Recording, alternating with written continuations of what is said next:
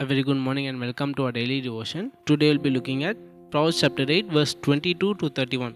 So first நம்ம வந்து ஒரு brief overview பார்க்கலாம். அதுக்கடுத்து ஒரு சின்ன டேக்அவே. ஸோ இதில் என்ன சொல்கிறாரு, சாலமன் என்ன சொல்கிறாருன்னா, ஞானம் வந்து கிரியேஷன் முன்னாடி, அதாவது ஆண்டவர் எல்லாம் உருவாக்குறதுக்கு முன்னாடி இருந்தது. And that wisdom is something that delights God's work, அதாவது ஆண்டவருடைய வேலைகளில் it is something that takes joy. So 22லேருந்து 26 பார்க்கும்போது என்ன சொல்கிறாருன்னா, ஞானம் வந்து உலகத்தின் கிரியேஷனுக்கு முன்னாடி இருந்ததுன்னு சொல்கிறார். அதுக்கப்புறம் verse 27 to 29 என்ன சொல்கிறாருன்னா, ஞானம் வந்து ஆண்டவருடைய கிரியேஷன், ஆண்டவர் உருவாக்குறது எல்லாத்தையும் ஞானம் வந்து பார்த்ததுன்னு சொல்கிறார்.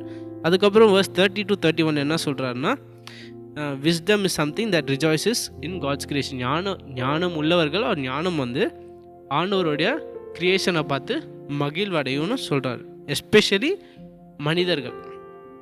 ஸோ நம்ம மெயினாக ஃபோக்கஸ் பண்ண போகிற வேர்ஸ் இந்த டிவோஷனுக்கு என்னென்னா verse 22 which says, "And the Lord possessed me at the beginning of his work, the first of his acts of old." So very simple. நம்ம இதிலேருந்து என்ன டேக் அவே பண்ண போகிறோம்னா, ஆண்டவருடைய விஸ்டம், அதாவது God's wisdom is something that is eternal. அதாவது God's, ஆண்டவருடைய ஞானம் இஸ் இட்டர்னல், அதாவது பியாண்ட் டைம்.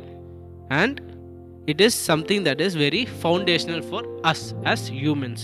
நம்ம வந்து யூஸ்வலி இன் ஆர் லைஃப்ஸ் வந்து நம்ம வந்து again very similar to what we have seen in previous days, but more emphasis on what should be prioritise. So we usually in our life வந்து நம்ம வந்து நிறைய goals வச்சுருப்போம், அதாவது செட்.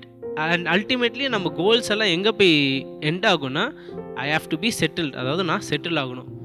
ஸோ அது வந்து it will be difference for everyone, அதாவது it will vary from person to person. ஒருத்தங்களுக்கு இதாக இருக்கலாம், ஒருத்தங்களுக்கு செட்டில்னா இதாக இருக்கலாம், இன்னொருத்தங்களுக்கு செட்டில்னா ஃபார் எக்ஸாம்பிள் ஒரு நல்ல ஜாப், அதுக்கடுத்து ஒரு கல்யாணம், அதுக்கப்புறம் பசங்களை ஸ்கூலுக்கு அனுப்பணும். எல்லாருக்கும் ஒரு சிமிலர் ப்ளூ பிரிண்ட்டாக இருக்கும், அதாவது இதுதான் ஸ்டெப் பை ஸ்டெப். அதில் வந்து சின்ன சின்ன மாற்றங்கள் இருக்கலாம், பட் ஓவராலாக எல்லாருக்கும் ஒரு சிமிலர் ப்ளூ பிரிண்ட் தான் இருக்கும்.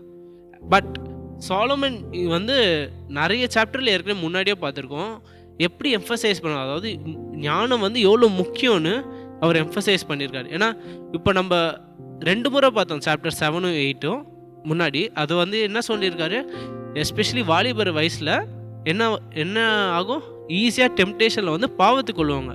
அந்த பாவத்துக்கு முதல்ல உழுறதுக்கு என்ன காரணம், one of the main reason is lack of wisdom, lack of knowledge, lack of யோசிக்க மாட்டாங்க. அது வந்து என்னன்னா ஃப்யூச்சரில் கணித்து பார்க்கணும், அதாவது இந்த பாவத்தை பண்ணால் என் வாழ்க்கை ஃப்யூச்சரில் எப்படி இருக்குன்றதுலாம் யோசிக்க மாட்டாங்க, எஸ்பெஷலி யூத்தில்.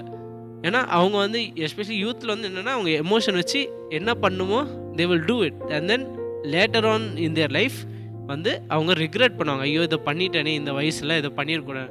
ஸோ சாலமன் வந்து நம்ம நிறைய சாப்டரில் பார்த்துருக்கோம் எவ்வளோ முக்கியம் ஞானம்னு சொல்கிறார். ஸோ இதுலேருந்து நம்ம என்ன இந்த செக்ஷன்லேருந்து எடுக்கணும்னா, make one of your goals to grow in God's wisdom, அதாவது உங்களோட செட்டில்டு என்ற ஒரு கோலில் ஞானத்தில் வளர்றதையும் ஒரு கோலாக வச்சுக்கிறது ரொம்ப ரொம்ப ரொம்ப முக்கியம். ஸோ அதுதான் இந்த செக்ஷன் வந்து எடுக்கணும். பிகாஸ் நம்ம எல்லாமே பண்ணாலும் ஆஸ் சாலமன் நம்ம இதுக்கு முன்னாடியும் பார்த்துருக்கோம், எவ்வளோ வார்ன் பண்ணுறாரு, இதுக்கப்புறமும் பார்ப்போம் நிறைய சின்னுக்கு எப்படி ஈஸியாக உழுவோன்னு. And one of the main things நம்ம பண்ணுறது வந்து, or what we can do to avoid these temptations or these sins is to pray to God. அதாவது ஆண்டவர்கிட்ட ஜெபம் பண்ணுறது ஒரு வழி.